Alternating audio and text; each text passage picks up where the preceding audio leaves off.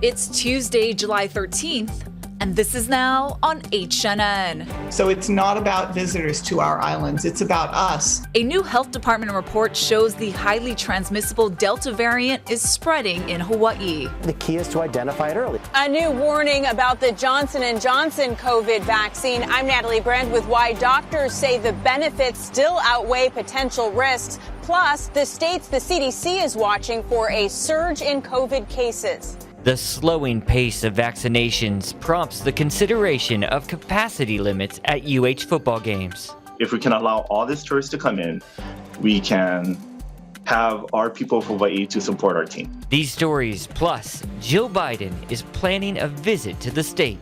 Those details coming up on This Is Now.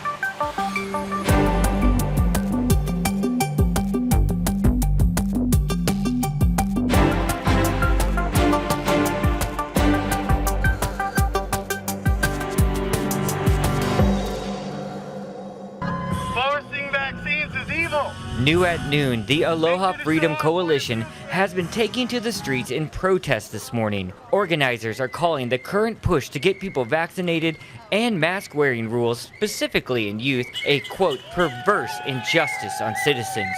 The group is protesting at both the Department of Health and at Lieutenant Josh Green's residence. We're here to declare it's not acceptable. And there's probably maybe 50, 75, maybe 100 people marching, there are hundreds of thousands of people in Hawaii that agree with this. They're afraid. They don't want to stand, but that's okay. But we're saying for the people in Hawaii that want to be free, we will stand. All right, we'll continue to follow that story all afternoon long here at HNN. Thanks for joining us for This Is Now. You got Jonathan and Ashley here coming to you from the brand new HNN Digital Center. Just moments ago, we got those latest numbers being reported by the state's Department of Health. That's right. The state is reporting 61 new infections today and no new fatalities. The numbers show 7 cases on the Big Island, 4 on Kauai, 1 on Maui, 41 on Oahu, and 8 out of state. Meanwhile, a new DOH report shows the highly transmissible Delta variant of COVID-19 is spreading in the state. With an update on that, here's Dr. Janet Berriman, the Kauai District Health Officer. Well, we're certainly seeing that the Delta variant is causing an increase in the cases here in Hawaii, as is being seen nationwide. And yes, most of our cases are community spread, and certainly a good share of those are Delta. Of course, we're only doing a sampling, so we don't have the numbers for that, but we're definitely seeing the Delta virus in all counties. We think that it's a combination of things, certainly increased travel, very likely gatherings that happened on the 4th of July, and then a general loosening of restrictions, in the sense that people are feeling more free and less inclined maybe to follow some of the mandates, especially for indoor masking, that are in place. I do think it's important to note that the travel-related cases the vast majority of those are Hawaii residents who travel to the mainland and return home and bring disease with them. So it's not about visitors to our islands, it's about us traveling more freely and coming home and introducing disease. The FDA has issued a new warning about one of the coronavirus vaccines in use here in the U.S. Natalie Brand has more on that and the spread of the Delta variant on the mainland. As the U.S. pushes to increase vaccination rates, a new warning from the FDA that the Johnson & Johnson vaccine may be linked to a very rare neurological disorder known as Guillain-Barré syndrome. People with viral and bacterial infections can get an autoimmune reaction against the nerves in their body. And it happens occasionally with vaccines. It happens with flu vaccine, shingle vaccine, to very, very rare events. The FDA says it has seen 100 preliminary reports of Guillain-Barré out of nearly 13 million people who received the one-dose J&J shot. 95 of those cases required hospitalization. 1 person died. Johnson & Johnson says the chance of having this occur is very low, and we strongly support raising awareness of the signs and symptoms of rare events. We have the treatments for it. The key is to identify it early. And with this warning, we will do that. The Pfizer and Moderna vaccines have not been found to have a similar risk for that complication, and doctors are still urging unvaccinated Americans to get their shots to protect against the fast-spreading Delta variant. It is spreading more efficiently, that it is spreading in pockets that are unvaccinated, and it's causing a lot of disease and a lot of stress. The largest increase is happening in some southern and western states. Missouri, Arkansas, Nevada, Utah, Florida have seen more activity than other parts of the country. CDC Deputy Director Jay Butler says more than 99% of all new cases are in people who are completely unvaccinated. Natalie Brandt, CBS News, Washington. New today, First Lady Jill Biden is planning to hold an event in Hawaii on her way to the Tokyo Olympics. No details on that event just yet. The First Lady will attend the Games opening ceremony in Japan on July 23rd. Tokyo is in a new state of emergency due to rising COVID cases. Dr. Anthony Fauci, the president's chief medical advisor, says he has no concerns about Mrs. Biden's trip to the Olympics. She's 70 years old and fully vaccinated. So we know more this morning about the economic damage COVID did to state government. Howard Dykes is here to explain 12 months of taxation you reviewed, right? Right. The Hawaii state budget year starts on July 1st and goes around the year to June 30. So in getting the June report, we now have 12 months of revenue. And what it shows is that compared to the previous cycle, overall state tax revenues were down more than 1%. And excise tax revenues, which tell us a lot about general economic activity, were down 11%. Explain the difference a little bit. What's the excise tax?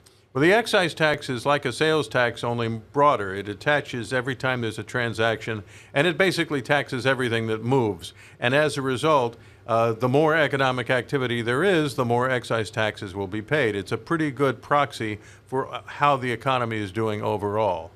And did you see any surprises, as you just said, as maybe restrictions opened up or the state opened up and restrictions eased? Did those revenues climb?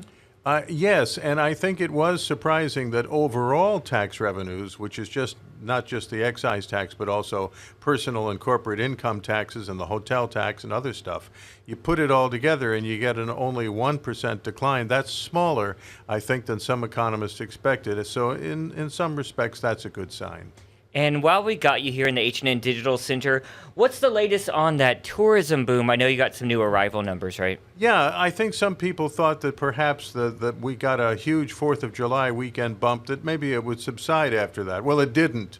In fact, it's actually higher than it was over the 4th of July holiday, and we're getting very close to 9/10 of what we had at this juncture in July of pre-COVID 2019. So we're getting a lot of people. It's not a fluke that you see so many folks on the beach.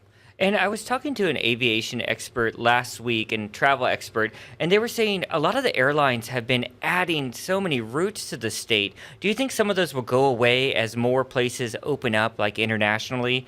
People have more options to go to a warm climate on vacation? It's conceivable, but I do not think it's likely, and more to the point, because they know more than I do, the airlines don't think that's going to happen. The airlines are throwing planes at Hawaii because they see a faster recovery in vacation travel than in business travel. And they have information we don't necessarily have yet on bookings in the months that haven't occurred so far. In other words, they think things are going to be better based on actual reservations and ticket sales in August and September and so on. Howard Dykes, always enjoying having you here in the H&N Digital Center. Let's toss it over to Ashley for more news. As the vaccination rate slowly creeps up, the governor says we may not hit the 70% goal until September. And he says he's not going to lift the COVID rules before then. That could affect the UH football season and their unveiling of a fully revamped TC Ching Field. Jolani Martinez has the reaction. The clock is ticking. We're less than 2 months away from the first UH football game in the newly renovated TC Ching Athletic Complex. While the university is planning for a packed house in the stands, a slowing vaccination rate and the rise in Delta variant cases could mean the season opens to a smaller group. Right now, large events are capped at 50% capacity, or the event must verify that every fan is vaccinated. Most people have assumed the rules would be lifted by UH's first home game on September 4th, but the governor is now suggesting there may still be limits. not so much the game time activity, which is a concern, but it's really, the socializing and the interaction that occurs before and after the events that really can become super spreader events. The governor offered no specifics today, and despite spending $8 million on the new stadium, school officials said they would be flexible. Fans look forward to cheering from the stands again. In a way, I feel jealous of people that are going to all these sporting events, and I want to be at one soon too. If we can allow all these tourists to come in, we can have our people of Hawaii to support our team. The fans are just as important to some of the games and definitely the outcomes of some of the games as well. So I believe that we can do this safely, and we should, but let's get vaccinated. We could also be saying aloha to the Hula Bowl, according to Executive Director Rich Miano. He says the college all-star game might move to Florida after January's game at Aloha Stadium was extremely difficult. With Hawaii Safe Travels and NFL scouts, 50 of them, NFL coaches, 100 college football players coming from different destinations to even arrive in Hawaii and be able to play in this game. Now for us to be able to not know, the uncertainty I think is going to kill this game and move it to the mainland. Jolani Martinez, Hawaii News Now. More than half of all military service members are at least partially vaccinated as of late June. The Navy reported a 77% vaccination rate for active duty sailors, while 70% of troops in the Army are vaccinated, as are 61% in the Air Force and 58% in the Marine Corps. However, thousands of military members have still not gotten the vaccine. The vaccines are under an emergency use authorization from the FDA, therefore the Pentagon cannot legally require that all military members get the shots, although President Biden could grant an exception to this rule. In Hawaii, 58% of the population is fully vaccinated. Sammy Solina has more on the challenges the state is facing to get more folks their shots. Of course, we know about that goal, that 70% milestone we need to get to in order to lift those mandates and restrictions, but we're still more than 10% away from reaching that point. And we're in the last few miles where many of us are slowing down and the pace is slow and steady, but we're still making forward progress. So I think that getting people the information that they need to make their own best decision and making vaccines as available in as many places as we can to make it as easy as possible for people. Those are the things we've been doing, and those are the things we'll continue doing. According to the Department of Health, they said about 82% of Hawaii's population of 12 and up, aka people eligible for their shots, will have to be vaccinated if the state is going to reach that benchmark. In terms of age, over 95% of those 65 and up have at least one shot. But the younger you are, the less likely you are to have received the vaccine. For those between the ages of 12 and 17, only 53% have initiated. Those between 18 and 29 have 59% of their population with at least one shot. There's also areas that have low vaccine confidence. According to the Waianae Coast Comprehensive Health Center, only about a third of the West Coast population is fully vaccinated. Health officials here tell us they'll continue to do their community clinics. They also have the ability to run their own tests, which means faster test results for underserved communities in the area. I know that accessibility probably isn't the issue anymore. It seems one of the common responses is that people are waiting for something. They're waiting for their next day off of work, or they're waiting after they get back from some trip. And we just really want to encourage people, don't wait, move this to the top of your priority list. There is still a lot of COVID out there. The center said potentially in the future they may go door to door for vaccine outreach. Sammy Solina for This Is Now. Thanks, Sammy, for that report. I want to take you now to a live video feed coming into our H&N Digital Center. This is of Phoenix, Arizona. There is a big heat wave going on in the west. I just looked it up, 107 in Phoenix, Arizona right now. In addition to the heat, a lot of fire officials are dealing with wild and brush fires. And now there's a new concern. Lilia Lucencia reports from California. The river fire is one of nearly 60 burning in 7 western states. It's threatening a major highway that leads into Yosemite National Park in California. This fire is picking up very fast. The wind is changing direction. As you can see, the crews are trying to stop the flames from jumping over. It has doubled in size since Sunday as firefighters work in challenging conditions, including triple-digit temperatures on Monday. We're dealing with the third back-to-back heat wave. What has that been like? Deadly. It's freaking hot, especially when you're working outside. The heat is easing, but there's a possibility of flash flooding and mudslides in several states where areas have burned. The largest wildfire is in Oregon, the Bootleg Fire, which had threatened California's power grid. And then there's the Beckworth Complex fire north of Lake Tahoe, which forced firefighters to run for cover. It's California's largest fire so far this year. 2020 was the state's worst ever fire season, but this year could be even more devastating. Lilia Luciano, CBS News, Ahwahnee, California. All right, we want to turn now to our weather. Let's take you live outside, looking over the downtown sky rises there. Looking like a pretty nice day. Let's see how the rest of your work week is going to shape up. Here's Guy Hockey.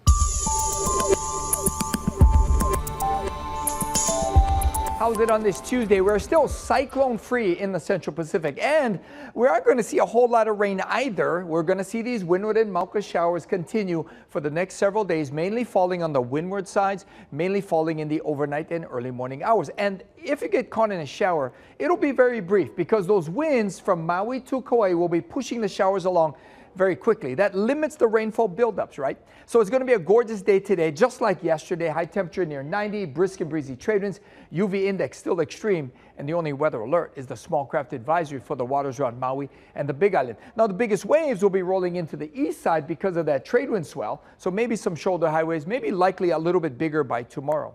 And the trade winds won't stop anytime soon. They'll be running breezy into next week. In fact, stronger trade winds are due Sunday and Monday.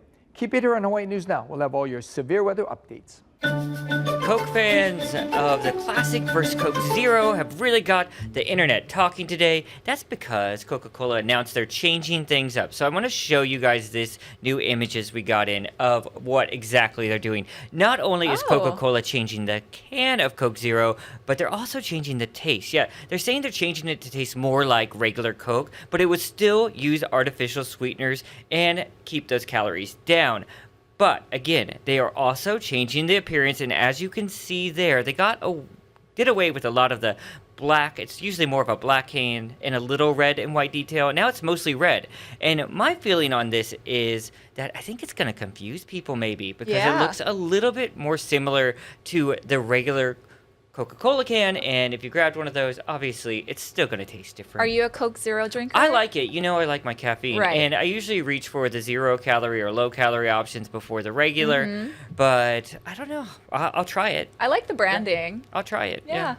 This is interesting. Kraft is combining two iconic comfort foods, and it may sound weird at first, but hear me out. So it's a limited edition macaroni and cheese flavored ice cream. So Kraft teamed up with Brooklyn-based Van Leeuwen Ice Cream on the creation. As you can see, it's bright neon orange, which is very nostalgic thanks to that cheese powder that comes in the mac and cheese box. Yum. Online reviews actually say it's pretty good. One writer said it's lightly funky and complex with the right mix of salty and sweet. It'll cost $12 a pint. All right, our next food story has me so excited because it's a blast from my childhood past. Right, so there could be a chicken nugget war in our future. Popeyes is adding nuggets to the menu after the popularity of its chicken sandwich. It uses the same fried chicken breaded in buttermilk. Popeyes started the so-called chicken sandwich wars in 2019 when it first introduced its new chicken sandwich, and the item sold out in less than 2 weeks, and it encouraged other fast food chains to add or update their own sandwiches. Now, right now, some restaurants are facing supply issues because of a chicken shortage, but Popeyes is confident it won't impact the nugget rollout on July 27th, Jonathan. I'm excited, and I still haven't had the BTS chicken nuggets from McDonald's, so you're right. There truly might be a chicken nugget war at hand. Absolutely. All right, entertainment news. Yep, some good news. Ukulele virtuoso Jake Shimabukuro is offering free classes to kids in Hawaii. We caught up with him today on Sunrise about how you can get involved. Now there's a Zoom class available tomorrow and it's free for Hawaii residents. Good morning, Jake. Good morning, Guy. Great to see you. Thank you for having me on. Yeah, so this is a great, wonderful opportunity for people to connect with you on a Zoom, and you can teach them the basics. Isn't that what you're going to do? Yeah, well, it's all through the Hawaii Youth Symphony. I've been so proud to be working with them. Their mission now is to make music a right, not a privilege. And they're reaching out to everyone. It's not just orchestral music, but it's jazz. And this year, for the first time, through their Pacific Music Institute, they are offering ukulele workshops. And I'm so honored and thrilled to be a part of it. We're going to have our first free Zoom session on July 14th at 1 o'clock. So if you're a middle school or high school student, you can just come log on and we'll be jamming songs together. I'll be going over some basic stuff. Like I started playing the ukulele when I was young, right? The first thing I learned was this chord right here, C7. My mom used to just tell me, kid, take your finger, put it in the bottom left-hand corner and just strum that, right? Now move it up one string. And that's 2 chords already, right? You can do songs like Love, Love Me Do, You Know I Love You. So simple things like that, like things that I think if you've never picked up the ukulele before, you'll learn that and you'll be playing in just a few minutes. So hoping that it'll just inspire people who've never picked up an instrument to get into it and just embrace music. Yeah, that's amazing with your association with the symphony. Now, also, that leads you to other things, right? Like first that one lesson, and then you can do other extended lessons with you as well, paid lessons. Yeah, well, so we're kicking it off with this free Zoom lesson on July 14th at 1 o'clock. But then after that, you can, there's also these in-person workshops. We're doing in-person workshops for the first time with Pacific Music Institute, and it's going to be running on July 15th, 16th, and 17th for middle school and high school students. It's at the Hawaii Convention Center. I'm so excited because it's going to be the first time in like forever, actually being together. Of course, we're following all the COVID guidelines and everything, but just to have all the students performing together, playing together, connecting, because that's what it's all about, right? It's all about just connecting people through music. And I just want to share this one thing real quick because just a few days ago, we had a small event, at the end of the first week of PMI, and 4 of the students performed. It was, I believe, Remy, Cameron, Joey, and Angelina. They performed a song, and after that, Angelina came up and said, she was just giving testimony about how it felt so good to be making music with her friends in person again, not virtually, and just to be together, connecting, which is so inspiring. And that's what music does. It brings young people together. It helps them with their personal growth, builds self-confidence. I mean, I don't know where I'd be today if it weren't for music, so I'm so proud and honored to be working with HYS, and if you know any kids out there who want to learn the ukulele, or even if they've never played before, please tell them to check out the website, check out HYS's website, sign up, and hope to see them this Wednesday at 1 o'clock. So cool. Jake is the nicest guy. More good news, you guys. 1,000 hurricane care packages were delivered to Kupuna in need recently, thanks to First Insurance Company of Hawaii. Employees, in partnership with Meals on Wheels, collected, assembled, and donated nearly 2 tons of food, along with supplies like emergency water storage bags and hurricane safety kits. Waihata also donated 1,000 cans of Spam, because you need one in every hurricane kit. Yep. Meals on Wheels say their clients are so thankful that they were thought of this hurricane season. All right, guys, that's going to do it for this Tuesday edition of This Is Now. Ashley's going to be back at first at 4 on KHNL. She'll see you then. I'll be back tomorrow. Bye, guys.